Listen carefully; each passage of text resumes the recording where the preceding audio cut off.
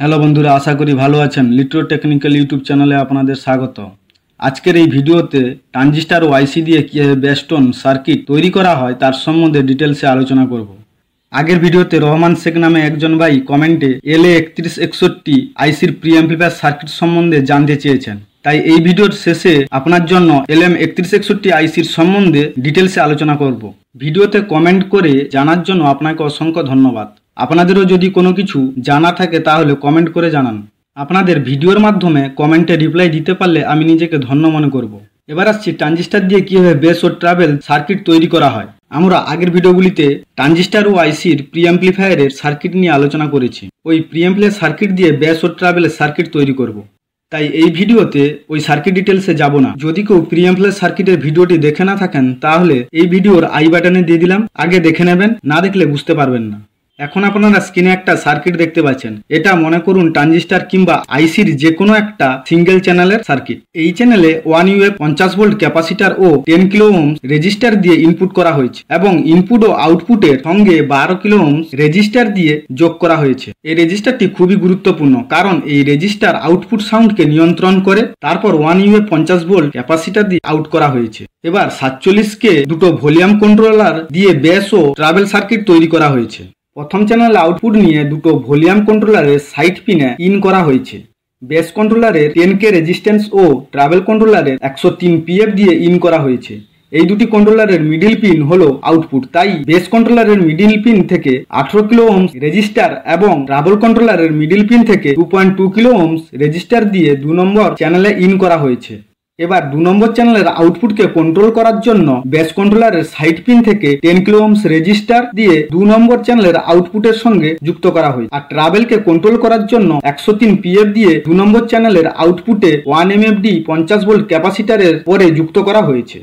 বেসের সার্কিট অনুসারে বেস কন্ট্রোলারে দুটো সাইড পিন থেকে মিডিল পিনে 223 PF যুক্ত করা হয়েছে।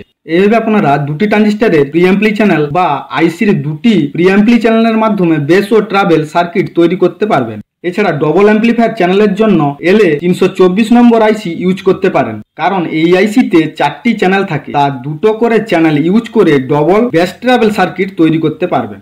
নেক্সট ভিডিওতে আপনাদের জন্য বেস মিট ও ট্রাভেল সার্কিট ডিটেলস নিয়ে আসবো।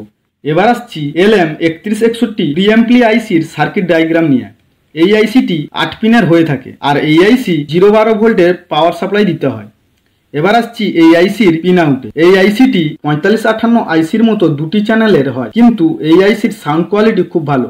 এই আইসির 1 নম্বর পিন চ্যানেল 1 এর ইনপুট, 2 নম্বর পিন NF, 3 নম্বর পিন চ্যানেল 1 এর আউটপুট, 4 নম্বর পিন VCC মানে পজিটিভ 12 ভোল্ট সাপ্লাই, 5 নম্বর পিন গ্রাউন্ড, 6 নম্বর পিন চ্যানেল 2 এর আউটপুট, 7 নম্বর পিন চ্যানেল 2 এর NF, 8 নম্বর পিন চ্যানেল 2 এর ইনপুট।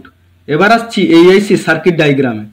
এখন আপনারা স্ক্রিনে এই আইসি সার্কিট ডায়াগ্রাম দেখতে পাচ্ছেন। বোঝার সুবিধার জন্য আপনারা স্ক্রিনশট মেরে রাখতে পারেন।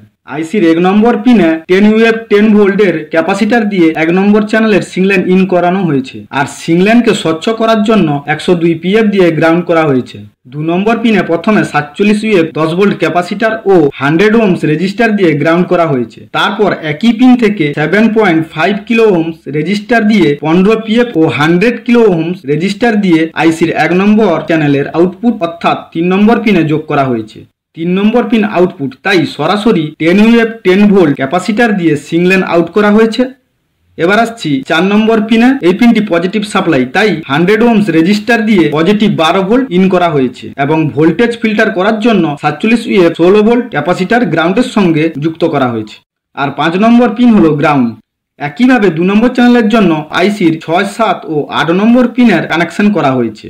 আর একটা বিষয় বলে রাখি, 7.5 কিলো ওহম রেজিস্টার যদি মার্কেটে অ্যাভেলেবল না থাকে তাহলে এর পরিবর্তে 8.2 কিলো ওহম রেজিস্টার ইউজ করতে পারেন। আশা করি আপনারা ভালোভাবে বুঝতে পেরেছেন। নেক্সট ভিডিওতে কোন বিষয়ে ভিডিও চান কমেন্টে জানান। আর ভিডিওটি যদি ভালো লাগে তাহলে একটা লাইক করে ভিডিওটিকে বন্ধুদের মধ্যে শেয়ার করবেন। আর চ্যানেলে যদি নতুন হয়ে থাকেন তাহলে দয়া করে চ্যানেলটিকে সাবস্ক্রাইব করে নোটিফিকেশন অন করে রাখুন সবার আগে ভিডিও পাওয়ার জন্য। ভিডিওটি মনোযোগ সহকারে শেষ পর্যন্ত দেখার জন্য অসংখ্য ধন্যবাদ। দেখা হবে নেক্সট ভিডিওতে।